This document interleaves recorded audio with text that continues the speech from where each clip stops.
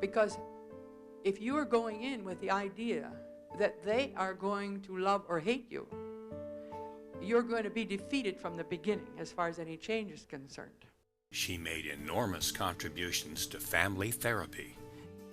If you realize that your presence, no matter how wonderful or magnificent or terrible you are, is going to make a difference, and that's only because of a concept of physics, that anytime you move another body into a place where other bodies have been, there's got to be a change, that's all. And that what we have as therapists is being able to open up the person's ability to cope. And that does not come because we pat somebody on the head or we blame them. And when parents understand that in relation to their children and growing up, and therapists understand that in relation to their patients, and whatever we do in our daily lives is to recognize that whatever you say to me comes out of you and has very little to do with me. Lifespan Learning Institute brings you Virginia Satir's presentation, Expanding the Therapeutic Situation, Issues for Therapists. What I do is I know that new connections need to be made, and somehow the reality needs to come forward so new choices can be made. And my activity is for creating that. So I don't think that it is important to spend such a long time with people. I don't anymore, because I realize that my job is not to take over their choices. It's to lighten and enlighten so people can have new places to take choices from.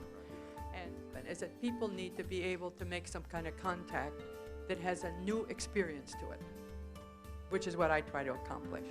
Okay. Now then, and to free the healing parts of the self, so that they can get out of their stuck place. Okay. She went against the more scientific approach to family therapy accepted at that time. Whenever anyone has horrible experiences, especially as children, which have shaped their perceptions, these become ways of going. There's a whole lot connected with it. I was brought up on the quote traumatic incident. I don't believe in that anymore. I don't believe there is such a thing. What I believe is that there are ways of going, and that when things cluster in a certain kind of way, all the old memories and all the old ways of happening, of being, concentrate at that moment in time. And this is what happens. Then the explosion comes, or whatever it comes. Satir was one of the most powerful voices to support the importance of love and nurturance as being the most important healing aspects of therapy. See, it isn't a matter of we put something in, and then they use it up and they come back. And I'm the one who gives the support. I don't. All I'm doing is helping people to open up whatever it is they need to open up. Virginia Satir is one of the key figures in the development of family therapy. I realize that I've gone with this idea for many years, which is that whatever encounter we have, if it's for 10 seconds, can be a healing encounter. In this presentation, Satir teaches therapists useful techniques they can immediately apply in their treatment sessions. When real changes occur, they occur when we have been able to connect with the levels of the self that are harmonious with each other and can make a change. That's what I believe. And I believe every good, effective physician, healer, counselor knows that. And that's what we call in social work rapport. We call it relationship. That's what it's about. And if we don't have that, then we won't make any changes, because there's no place to change.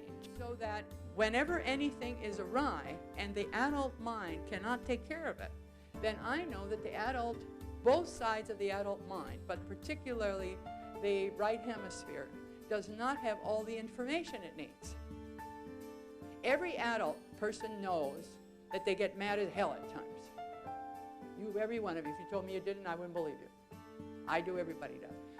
Once upon a time, if you had a rule that was bad, and you got mad, and then you got beaten because you got mad, That leaves, that's a sight and a sound and a thought and a feeling and an action. And that makes a tick. And that needs to be undone or redone. Her warmth and caring was evident in her natural inclination to incorporate feelings and compassion in the therapeutic relationship. There's nothing I put in. What I'm going to be able to do is help them turn on their lights.